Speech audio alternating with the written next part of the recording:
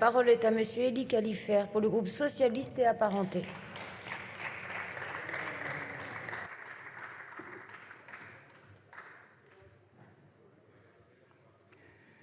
Madame la Présidente, Mesdames, Messieurs les ministres, Madame la rapporteure, Mesdames, Messieurs les députés, chers collègues. Après 2 longues années de crise sanitaire, nous attendions un projet de loi de financement de la sécurité sociale ambitieux qui puisse répondre aux nombreux défis de l'époque. Mais à l'analyser, bien des réalités ont échappé à l'exécutif.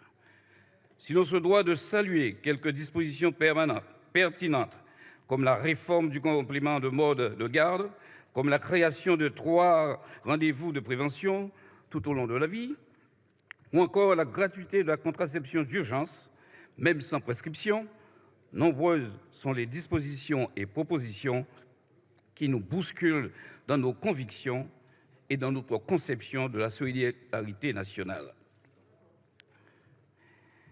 Tel est aussi, Monsieur le ministre, le cas de l'article 47, qui fixe une évolution de l'Ondam pour 2023 inférieure à l'inflation.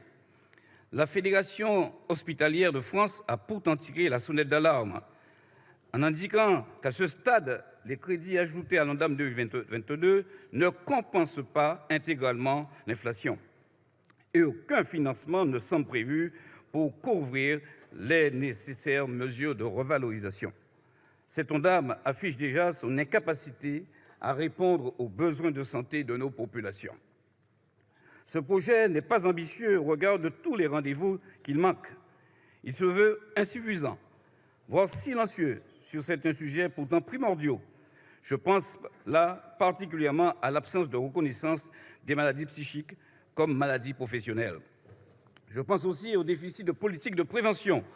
Investir dans la prévention, c'est faire des économies sur les dépenses de demain. Je pense encore à la désertification médicale, à la crise des hôpitaux, à l'insuffisance des moyens des EHPAD publics. La politique de santé environnementale n'est pas mieux appréhendée.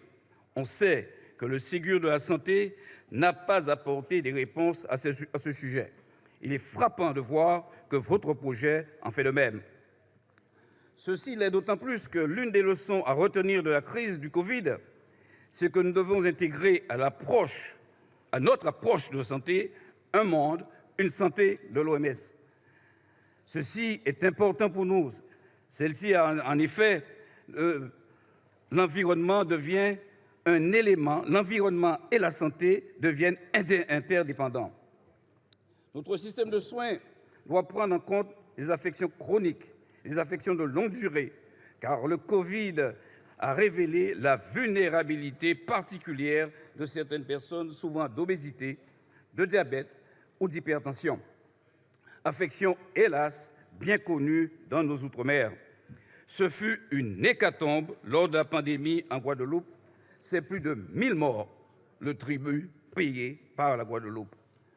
Au-delà de la communication, quelle est, Monsieur le ministre, votre volonté réelle pour faire face à la profonde crise de notre système de santé, à la pénurie de personnels médicaux et paramédicaux, à la rupture de l'égalité des chances? Quelle est, Monsieur le ministre, votre volonté réelle pour faire face à la crise de l'hôpital public dans les Outre-mer, pour assurer la réintégration des soignants?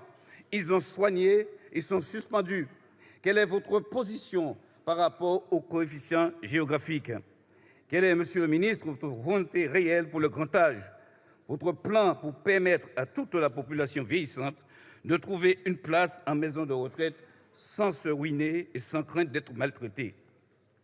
La crise du Covid-19 a eu sur les finances de la sécurité sociale un effet négatif provoqué par la forte hausse des dépenses et une baisse conjoncturelle des recettes. Mais le rééquilibrage des comptes de la sécurité sociale ne peut se peser uniquement sur les seules dépenses, mais doit aussi s'appuyer sur les recettes au service de la solidarité. Vous avez dit qu'il revient au Parlement d'enrichir le débat. Eh bien, nous sommes prêts à enrichir le débat, mais nous avons entendu le ministre du Renouveau démocratique, oui, le ministre du Renouveau démocratique annoncer qu'il y aurait peut-être un 49.3. Sachez que que les députés socialistes et apparentés sont là et seront là pour enrichir le texte dans l'intérêt d'une politique sociale juste et solidaire. Je vous remercie. Merci, monsieur le député. La discussion générale est close. J'appelle maintenant les articles